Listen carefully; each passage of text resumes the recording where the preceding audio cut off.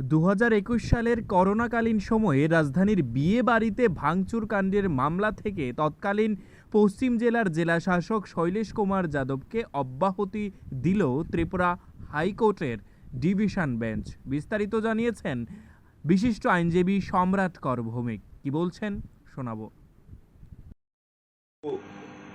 26 April 2021 যখন করোনার second wave পিকে আছে সেই সময় আগরতলার দুটো বিয়ে বাড়ি রাত্রির বেলা, একটা হচ্ছে দুটোই প্যালেস কম্পাউন্ডে, একটা হচ্ছে গোলাপবাগান আর একটা হচ্ছে মানিক্য কোর্ট। এই দুটো বিয়ে বাড়িতেই বিয়ের অনুষ্ঠান চলছিল রাত্রি 11টার পরেও। আর সেই সময় ওয়েস্ট ত্রিপুরা ডিস্ট্রিক্টের ডিস্ট্রিক্ট ম্যাজিস্ট্রেট ছিলেন ডক্টর শৈলেশ কুমার যাদব। তো উনাকে মোস্ট প্রবাবলি মিডিয়ারই কোনো বন্ধুরা খবর দেন যে স্যার এরকম করোনা কারফিউ লঙ্ঘন করে বিয়ে বাড়িতে রাত্র 11টার পরও বিয়ের অনুষ্ঠান চলছে, এটা কিভাবে হয়। তো এনিওয়ে, তো কোনো কোনো সোর্স থেকে উনি খবরটা পেয়ে উনি বিয়ে বাড়িতে যান এবং মানিক্য কোর্ট প্রথমে ভিজিট করেন উনি।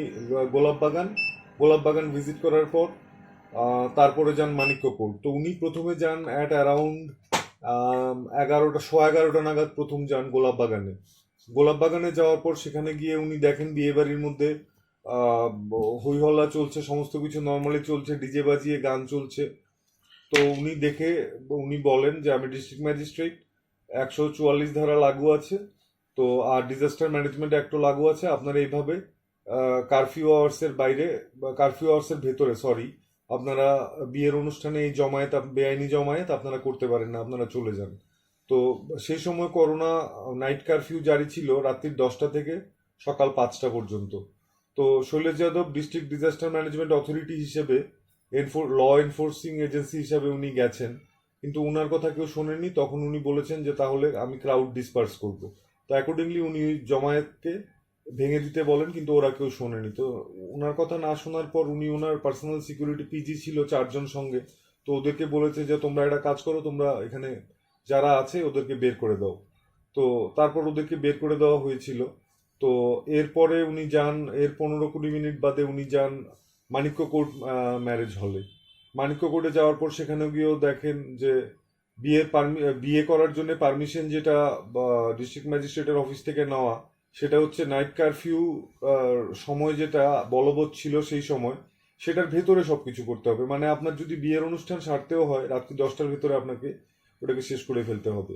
কিন্তু রাত্রি 11:30 নাগাদ যখন শৈলেশ যাদব ওইখানে যান, গিয়ে দেখেন যে নাইট কারফিউ লঙ্ঘন করে তখনও বিয়ের অনুষ্ঠান চলছে।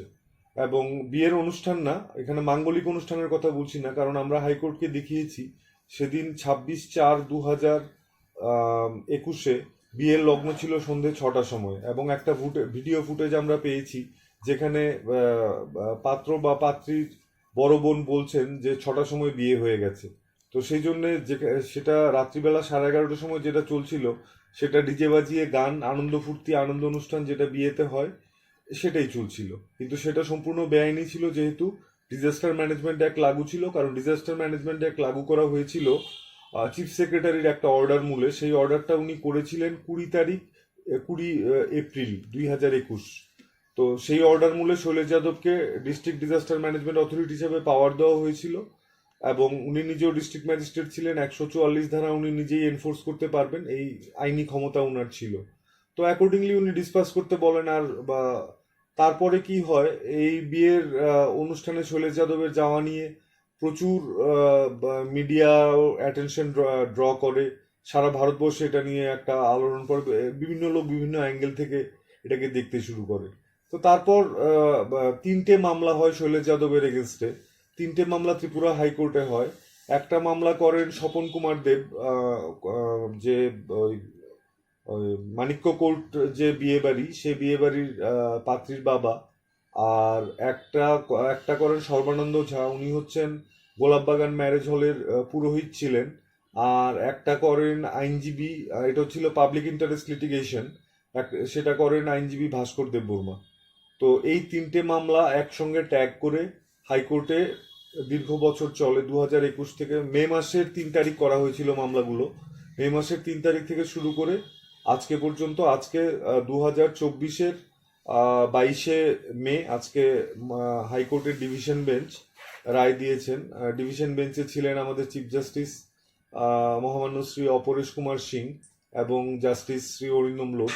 তো ওরা দুজন জাজমেন্ট দিয়ে শৈলেশ যাদবকে এই 3টে মামলা থেকে অব্যাহতি দেন এবং 3টে মামলাই খারিজ করে দেন।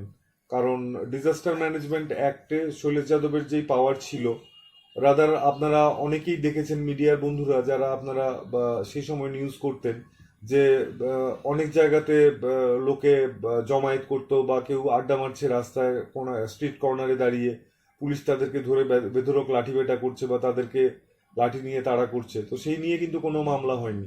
তখন কিন্তু মানুষ বুঝে গেছে যে করোনার সময় মজা করার সময় নয়, সেটা একটা এক্সট্রিম পিরিয়ড ছিল।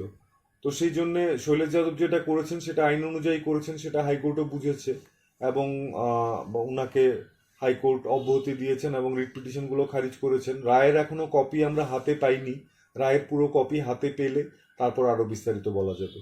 মোট কতজন সাক্ষ্য বাক্য সেখানে? এখানে এই মামলা যখন করা হয়েছিল 3rd মে 2021, সেই সময় প্রথমে হাইকোর্ট থেকে ডাইরেকশন দেওয়া হয়েছিল একটা তদন্ত কমিটি করার জন্য।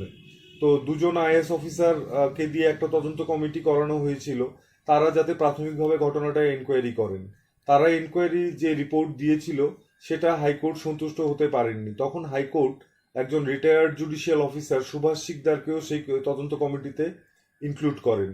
সুভাষ শিকদার সাহেব ইনক্লুড করার পরও যে রিপোর্টটা দেওয়া হয়েছিল সেই রিপোর্টেও হাইকোর্ট সন্তুষ্ট হতে পারেননি। কারণ বেসিক্যালি হাইকোর্ট জানতে চেয়েছিল যে আন্ডার হোয়াট সার্কামস্ট্যান্সেস সেই রাত্রে মহিলা, শিশু এবং পুরুষদের থানায় নিয়ে যাওয়া হয়েছিল। তো শৈলেশ যাদব বেসিক্যালি থানায় নিয়ে যাওয়ার ব্যাপারে ওনার কোনো রোলই ছিল না, কারণ উনি যখন দেখেছেন এখানে আইনভঙ্গ হচ্ছে উনি পুলিশের সাহায্য চেয়েছেন, পুলিশকে ফোন করেছেন। তারপর সেই সময়ের অ্যাডিশনাল এসপি আরবান জগদীশ্বর রেড্ডি উনি এসেছিলেন, এসে পুলিশি ব্যবস্থা যা করার বা যাকে থানায় নিয়ে যাওয়ার উনিই নিয়ে গেছেন। শৈলেশ যাদব তো আর পুলিশ নন যে উনি কাউকে অ্যারেস্ট করে নিয়ে যাবেন। তো সেই জন্য পুলিশের সেই পার্টটা করেছে। তো সরকার পক্ষ থেকে পুলিশের হয়ে রিপ্লাই দেওয়া হয়েছে যে সেই রাত্রে এত রাত্রির হয়ে গেছিল, তো তখন প্রত্যেকের আইডেন্টিটি অ্যাসার্টেন করার জন্য যে বিয়ে বাড়িতে কত লোক ছিল এবং থাকলে তারা কারা ছিলেন সেটা জেনে তারপর তাদেরকে বাড়ি পর্যন্ত সেফ প্যাসেজ দেওয়া, যাতে তাদেরকে নিরাপদে বাড়ি পৌঁছে দেওয়া যায় রাত্রে, সেই ব্যবস্থা করার জন্য পুলিশ নিয়েছিল।